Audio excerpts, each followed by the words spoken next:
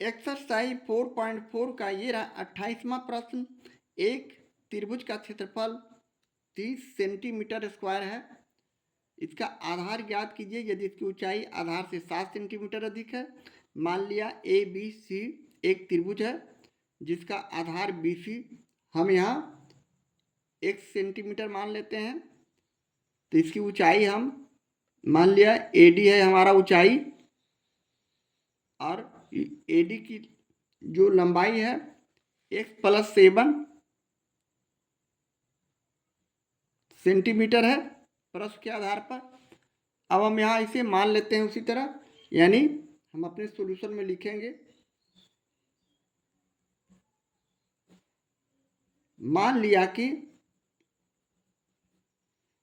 त्रिभुज का आधार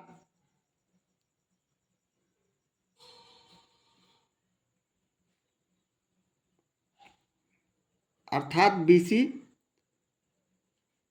1 सेंटीमीटर है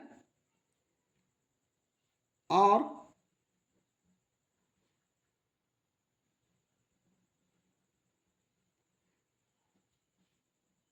त्रिभुज की ऊंचाई यहाँ इस प्रकार हो जाएगा x+7 सेंटीमीटर। अब हम चूंकि जानते हैं त्रिभुज का क्षेत्रफल बराबर 1/2 गुने आधार गुने ऊंचाई। अब इसी आधार पर हम प्रश्न से इक्वेशन लिख सकते हैं, यानी त्रिभुज का क्षेत्रफल हो गया यहाँ 1/2 गुने आधार गुने ऊंचाई। यहाँ तो 1/2 लिखे, आधार यहाँ x है, ऊंचाई यहाँ x+7 है और इसका रिजल्ट हमारा 30 सेंटीमीटर स्क्वायर है क्षेत्रफल। इस तरह लिखने के बाद अब हम इसे पुनः आगे हल करते हैं तो हमारा रिजल्ट इस प्रकार हो जाएगा, यानी ये 2 को हम राइट हैंड साइड ले जाएंगे तो 30 दूनी 60 और x को 1 से गुना करेंगे, x² + 7x। x को x+7 से गुना किए बारी बारी से और ये हो गया 30 गुने 2, यानी हम इसे पुनः इस प्रकार लिख सकते हैं x² + 7x माइनस 30 दूनी 60 को हम लेफ्ट हैंड साइड लाते हैं तो -60 = 0। अब हम इसका फैक्टर करते हैं 60 का, यहाँ 1 है गुणांक x² का, 1 और -60 में गुना करते हैं तो -60 का हम यहाँ गुणनखंड करते हैं 2 से -30, 2 से -15, 3 से -5 या 5 से -1। इस तरह का फैक्टर आने के बाद अब हम इसमें से ऐसी संख्या का चुनाव करते हैं 3 दूनी 6, 6 दूनी 12, यानी 2 गुने 2 गुने 3 12 और 5 गुने -1 को एक जगह रखते हैं -5, यानी 12 में से 5 को घटाते हैं तो 7 और 12 में से 5 को गुना करते हैं तो 60। इस तरह दोनों कंडीशन में हमारा रिजल्ट ठीक आ रहा है, यानी x² + 12x और -5x -60 = 0 करते हैं। और अगली स्थिति में हम x कॉमन लेने के बाद x+12 करेंगे, -5 कॉमन लेने के बाद x+12 करेंगे = 0। अब हम पुनः x+12 कॉमन लिया तो हमारे पास रिजल्ट बच गया x - 5 = 0। अब यहाँ से x+12 बराबर 0, इसलिए x बराबर -12। दूसरी स्थिति में चूँकि x - 5 बराबर 0, इसलिए x बराबर +5।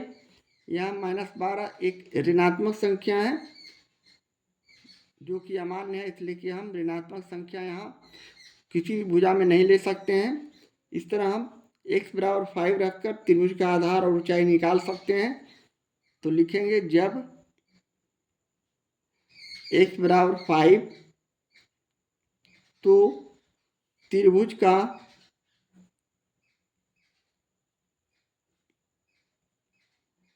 यहाँ आधार बराबर, जो कि हमने x माना था 1 सेंटीमीटर, यहाँ 5 सेंटीमीटर हो जाएंगे। उसी प्रकार और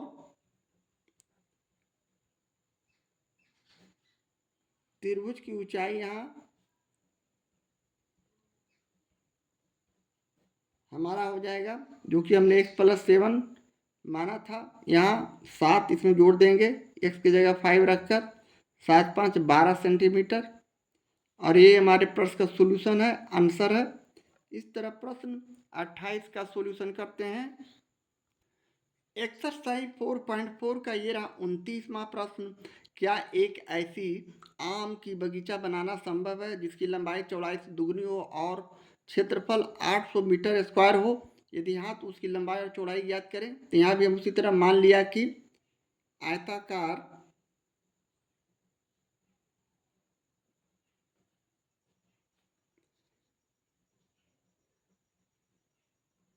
बगीचा की लंबाई x मीटर है, उसी प्रकार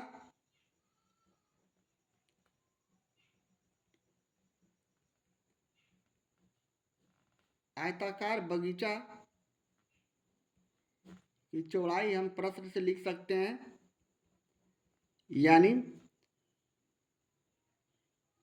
लंबाई चौड़ाई से दुगनी होने के लिए यानी x/2 करेंगे, इसलिए कि x और x/2 करने के बाद हम यहाँ दुगना लंबाई लिख सकते हैं, यहाँ समझ सकते हैं। यानी x को x/2 से गुना करते हैं तो 2x दुगना हो जाता है और इतना मीटर। अब हम इसका रिजल्ट प्रश्न से लिख सकते हैं, यानी लिखेंगे प्रश्न से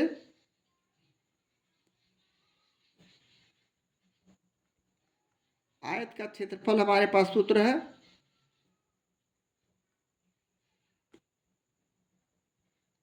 लंबाई गुने चौड़ाई। यहाँ लंबाई है x और चौड़ाई है x/2 और आयत का क्षेत्रफल दिया हुआ है 800 मीटर स्क्वायर। अब इसे आगे हल करते हैं तो हो जाता है हमारा रिजल्ट x² 2 बराबर 800, या फिर इसे हम लिख सकते हैं x² बराबर 800 गुने 2। इसलिए यहाँ से x = 1600 का हम वर्गमूल करते हैं तो हमारा रिजल्ट ±40 आएगा। यानी एक रिजल्ट 40 और दूसरा -40। -40 अमान्य होगा, इसलिए कि ऋणात्मक संख्या हम ले नहीं सकते हैं और इसे हम मान्य लिखते हैं।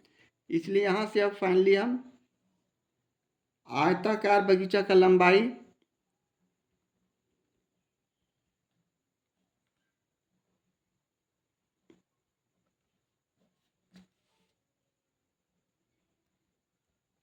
बराबर x लिखा था, जिसे हम 40 लिखेंगे, 40 मीटर, और आयताकार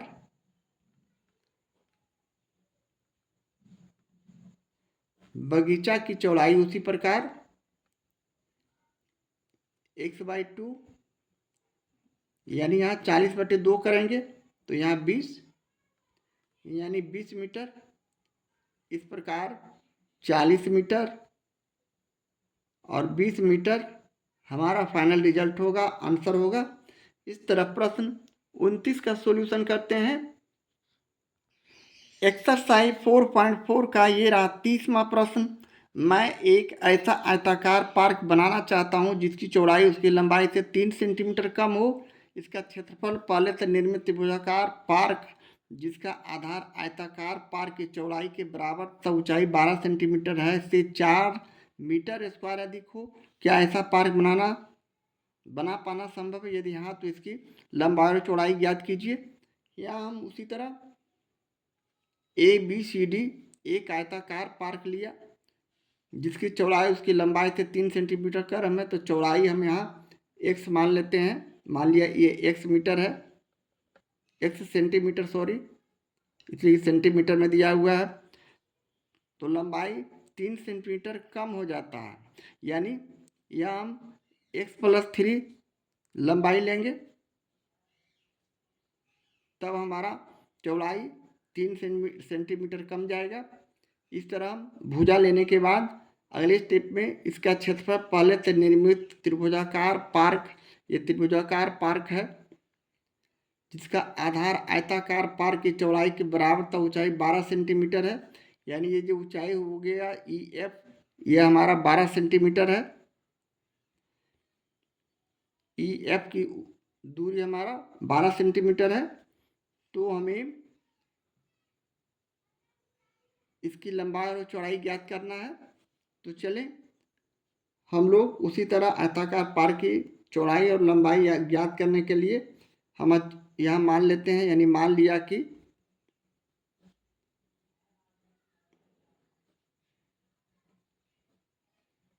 आयताकार पार्क की चौड़ाई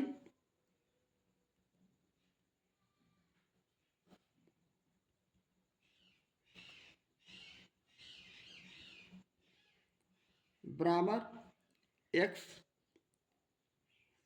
सेंटीमीटर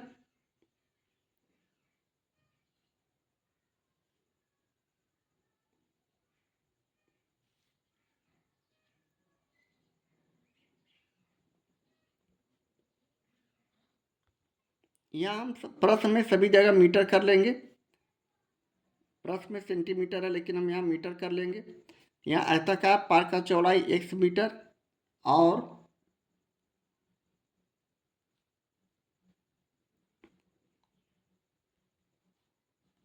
आयताकार पार्क की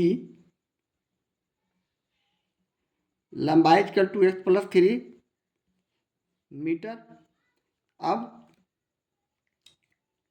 आयत का क्षेत्रफल बराबर लंबाई गुना चौड़ाई होता है, तो यहाँ हम उसी प्रकार सूत्र का प्रयोग करेंगे, यानी आयताकार पार्क का क्षेत्रफल बराबर लंबाई गुने चौड़ाई। यहाँ लंबाई हो गया x प्लस 3 या x आगे पीछे कुछ भी लिख सकते हैं, यानी x प्लस 3 और गुने x, इसे हम गुना करते हैं तो हो जाता है x स्क्वायर प्लस 3x। पुनः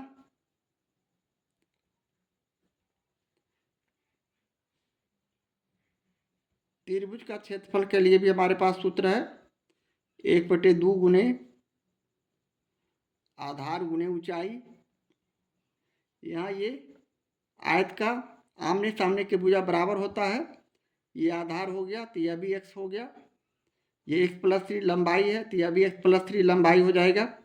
इस तरह आयत के आमने सामने की भुजा बराबर होने के कारण आधार यहाँ हो गया x और लंबाई हमें 12 सेंटीमीटर मालूम है त्रिभुज में, तो हम यहाँ उसी तरह लिखेंगे, यानी 1/2 गुने यहाँ AD का दूरी x है आधार, यानी x और गुने ऊंचाई हम यहाँ 12 रखेंगे। अब इसे काटने के बाद 6 यानी 6x हमारा मीटर।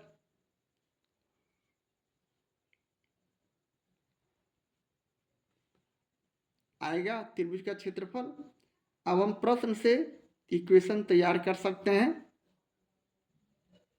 यानी x स्क्वायर प्लस 3x बराबर जो त्रिभुज का जो हमने क्षेत्रफल निकाला है उसमें 4 मीटर स्क्वायर अधिक हो जाता है, तो हम यहाँ 6x प्लस 4 कर देंगे। अब इसे हम हल करते हैं, यानी x स्क्वायर प्लस 3x और इसे राइट हैंड साइड से लेफ्ट हैंड साइड लाते हैं, -6x माइनस 4 बराबर 0। पुनः हम इसे आगे हल करते हैं, यानी x square minus 3x minus 4 बराबर 0। यहाँ से हम द्विघात सूत्र से भी इसे हल कर सकते हैं या फिर इसे गुणनखंड विधि से भी हल किया जा सकता है। यहाँ हम गुणनखंड विधि का प्रयोग करते हैं, यानी x स्क्वायर माइनस 4x और प्लस x माइनस 4 करते हैं बराबर 0। यहाँ हम x कॉमन लिया तो x माइनस 4, यहाँ प्लस 1 कॉमन लिया तो x माइनस 4 बराबर 0। या फिर हम x माइनस 4 कॉमन लेने के बाद अगले स्टेप पे x प्लस 1 हमारे पास बचेंगे बराबर 0। चूँकि एक्स माइनस 4 इजकल टू 0, इसलिए एक्स इजकल टू यहाँ +4, जबकि दूसरी स्थिति में एक्स प्लस 1 बराबर 0, इसलिए एक्स इजकल टू -1, जो कि एक ऋणात्मक संख्या रहने के कारण हम इसका वैल्यू नहीं लेते हैं और इसे अमान्य लिखते हैं। अब x बराबर 4, तो आयताकार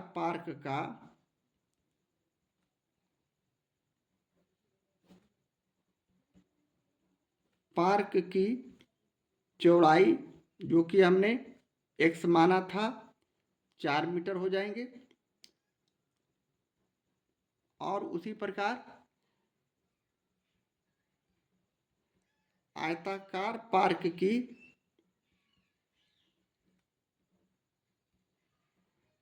लंबाई भी हम लिख सकते हैं, यानी x+3 अर्थात 4 जोड़ 3 यानी 7 मीटर। इस तरह 4 मीटर और 7 मीटर हमारा फाइनल रिजल्ट हुआ, आंसर हुआ। इस तरह हम प्रश्न 30 का सॉल्यूशन करते हैं। एक्सरसाइज 4.4 का ये रहा 31वां प्रश्न। 13 मीटर व्यास वाले एक वृत्ताकार पार्क की परिसीमा के एक बिंदु पर एक खंभा इस प्रकार गाड़ना है कि उस पार्क के एक व्यास के दोनों अंतर बिंदुओं पर बने फाटकों ए और बी से खंभे की दूरियों का अंतर 7 मीटर हो। क्या ऐसा करना संभव है? यदि हाँ, तो दोनों फाटकों से कितनी दूरियों पर खंभा गाड़ना है? यहाँ हम एक वृत्त बनाए हैं, वृत्ताकार पार्क है, जिसका व्यास यानी ये व्यास हो गया, इसका नाम ए बी रख देते हैं। और इस पर एक फाटक बनाना है किसी बिंदु पर। ये व्यास का दूरी 13 मीटर है। एक बिंदु पर एक खंभा इस प्रकार गाड़ना है। यहाँ मान लिया खंभा गाड़ना है, इस बिंदु का नाम भी कुछ दे सकते हैं, ये सी दे दीजिए। अब उस पार के एक व्यास के दोनों अंतर बिंदुओं पर बने फाटकों ए और बी, यहाँ बी है, एक फाटक यहाँ है, एक फाटक यहाँ है, दूरियों का अंतर 7 मीटर है। यानी इसका हम यदि x मीटर इसका मान लेते हैं, तो इसकी दूरी जो हो गया बी और सी की दूरी, ये जो दूरी हो गया x - 7 मीटर हो गया। इस तरह हमारा फिगर के आधार पर हम इसे इस तरह दिखा सकते हैं, लिख सकते हैं। तो यहाँ हम उसी तरह मान लेते हैं, यानी मान लिया कि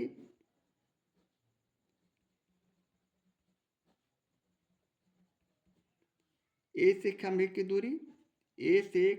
दूरी x मीटर,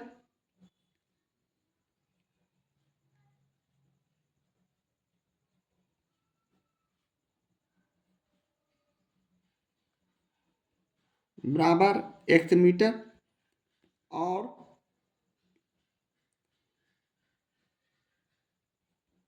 b से खंभे की दूरी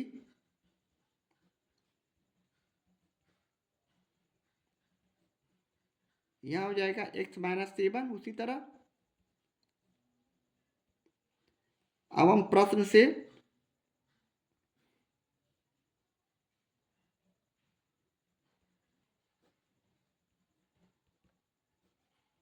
हम जानते हैं पाइथागोरस प्रमेय से, लंब स्क्वायर प्लस आधार स्क्वायर इक्वल टू कर्ण स्क्वायर।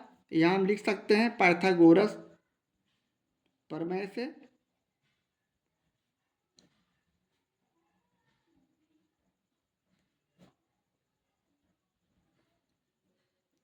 यहाँ लंब हमारे पास है, लंब हो गया ये जो हो गया ये हमारा कर्ण हो गया, जो सबसे बड़ी भुजा होता है, ये सबसे बड़ी भुजा है 13 मीटर, ये कर्ण हो गया, ये हमारा आधार हो गया और ये लंब हो गया।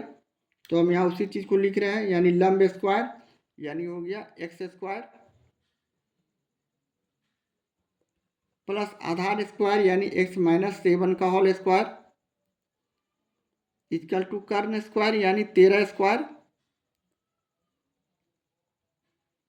अब हम इसे हल करते हैं, यानी एक्स स्क्वायर प्लस यहाँ एक्स माइनस 7 यानी ए माइनस बी का होल स्क्वायर करेंगे, यानी x square plus b square minus 2 into a, यहाँ एक्स है, बी इंटू 7 है, इक्वल टू 13 को 13 से गुना करते हैं 169 सॉरी।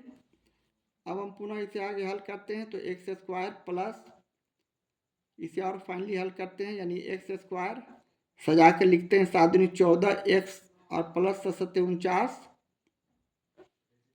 Equal to 169। अगले स्टेप पे हम ब्रैकेट हटाते हैं, ब्रैकेट के बाहर प्लस है, अंदर का कोई चेंजिंग नहीं, जो जैसा है उसका लिख देंगे, यानी plus x square minus 14 x plus 49, और इसे हम राइट हैंड साइड से लेफ्ट हैंड साइड लाते हैं माइनस 169, राइट हैंड साइड में बराबर 0। अब इसे हम सजातीय को सजातीय से जोड़ देते हैं, यानी 2x स्क्वायर हो गया, एक्स स्क्वायर और एक्स स्क्वायर को जोड़ने पर माइनस 14x माइनस 169 में 49 को घटाएंगे तो 100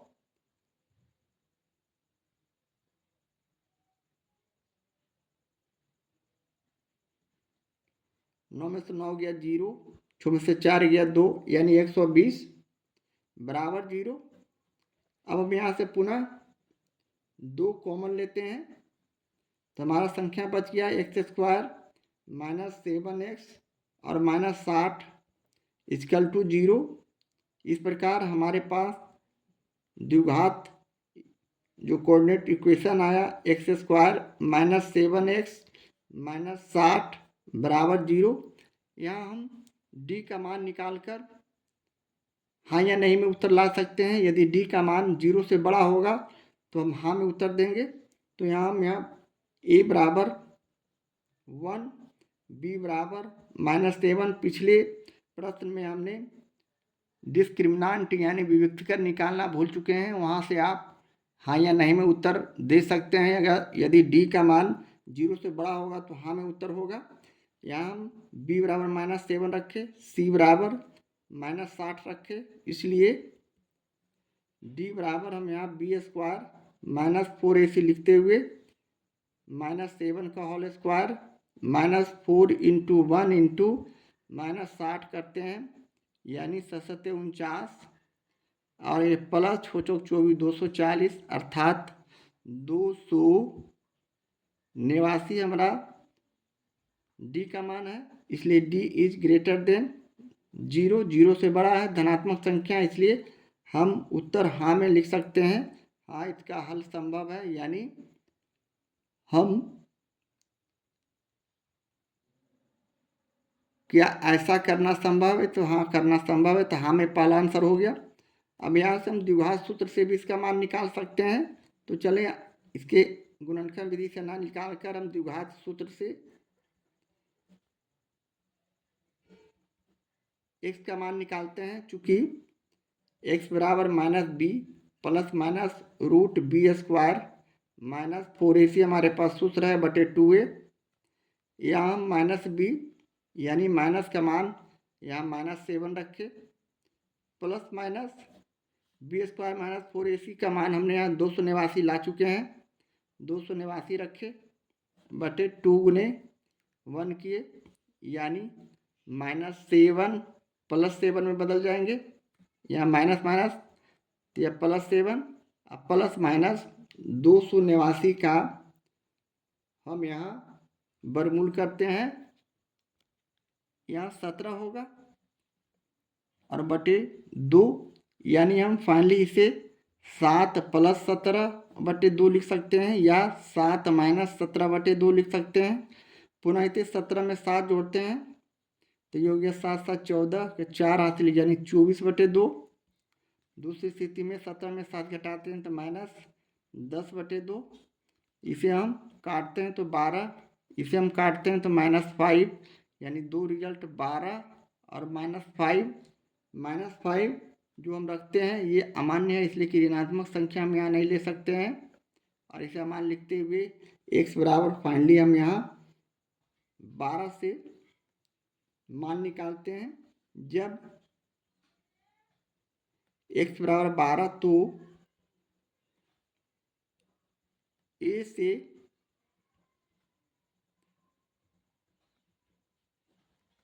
खंभे की दूरी बराबर जो हमने x मीटर माना था यहाँ हो जाएगा 12 मीटर, और b से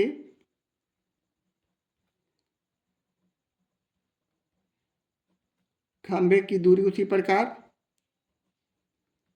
हम यहाँ x-7 करेंगे, इसलिए कि इतना x-7 हमने माना था। यहाँ x के लिए 12 -7 करेंगे तो हमारा 5 मीटर, और इस प्रकार 12 मीटर और 5 मीटर हमारे प्रश्न का सोल्यूशन है, आंसर है।